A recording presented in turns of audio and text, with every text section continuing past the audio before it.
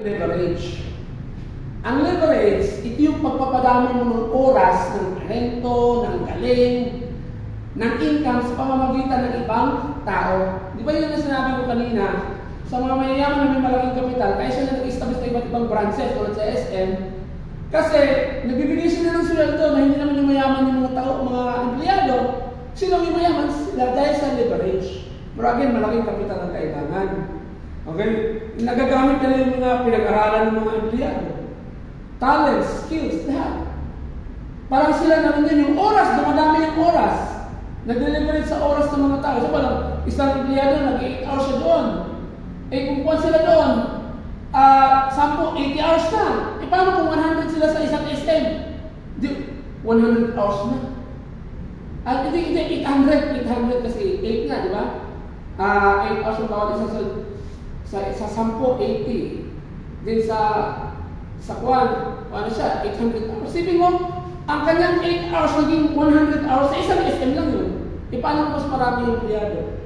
O, di ba? So, isipin, bro, makikita mo ngayon ang pagpapadami na sa leverage na dumadami yung kanyang job certification, dumadami. Pero again, this is gaining something, lesser ng effort mo kasi ang nagagamit mo yung kung ano na sa ibang mga tao na under sa'yo. Dito naman sa network marketing, sa multi-level marketing, meron kasi tayong system, yung genealogy. Basta napasok sa genealogy yung taong nag-member, yung puntos hindi mawawala sa kanya, pero yung puntos mag-multiply at aakit doon sa outline.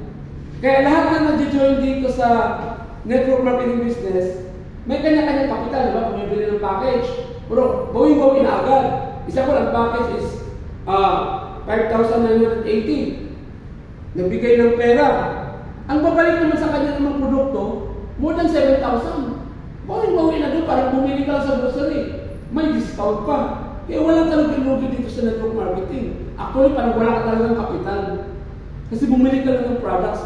Pero dahil sa pagbili mo ng package, pwedeng tinatawag natin magkaroon ka ng duplication sa leverage. Okay? So, dito sa leverage dito ng MLM, marami tayong nagagamit. Una, kasi may tinatawag tayong types of leverage. Types of leverage in multi-level marketing. Ang dito tayo nakaka-leverage sa time and human leverage. Sabihin, dumadami ang sarili mo. Dumadami yung oras mo. Kaya kumikita mo, dumadami income mo, diba? Dahil sa ibang mga tao. Dito, yung nag-join sa network mo, sa linya ng genealogy, dito sa network marketing. So, time and human leverage, dumadami yung oras. 8 hours, dumadami yan. Okay? Pag kumikilos na. Then, may tinatawag tayong capital leverage. Capital leverage. Sabihin, maliit lang yung pinapitan sa kung 10,000, ano sabi ko, meron kasi 10,000 pera, meron din 5,980. Yun ang nilabas mong pera, 5,980. Pero lahat ng nag-join na ganun na yung binigay, hindi mawawala sa kanila yun. Kapital nila yun, pero aakyat yun sa iyo ang puntos. Parang iyon na rin yung kapital na yun. Kaya lumalaki yung kapital mo na liit-liit na sa simula. Yun ang leverage. Nag-leverage tayo sa kapital ng bawat isa. Pero hindi nawala sa kanila. O di ba ang ganda sa multi-level marketing? Hindi lahat ikaw ang naglabas ng pera. Di ba? Pangatlo, network leverage. Network leverage. Yun sa network leverage, lahat ng kasali sa network, magkakaroon ng benefits. Network leverage, makakakuha ka ng benefits sa network. Trainings, di ba? Ito, network leverage na ito. Nag-sharing tayo. Nagkakaroon tayo ng leverage sa network natin, natututo tayo. Kaya hindi tayo gumastos ng malaki, di ba? Then number 4, technological leverage. Technological leverage. Dito, pwede mo gamitin ang video ng isang magaling, successful na tao, then gamitin mo sa mga downlines.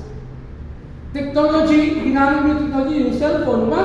Yung video nila na technologically enhanced, then i-develop, i-share mo. Hindi ka na naghirap magsalita, di ba? Ang nagsalita iba, pero nag-leverage ka doon. Hindi ka na nahirapan. Tulad na ito, kung isi-share niyo itong video sa mga downlines na hindi ako kumikita doon, kayo kumikita, leverage yun sa akin. Okay, so ang daming leverage dito. At dito lamang dito lamang mangyayari yan sa multi-level marketing. Particularly in our business, in our company, Alliance Emotion Global, group of companies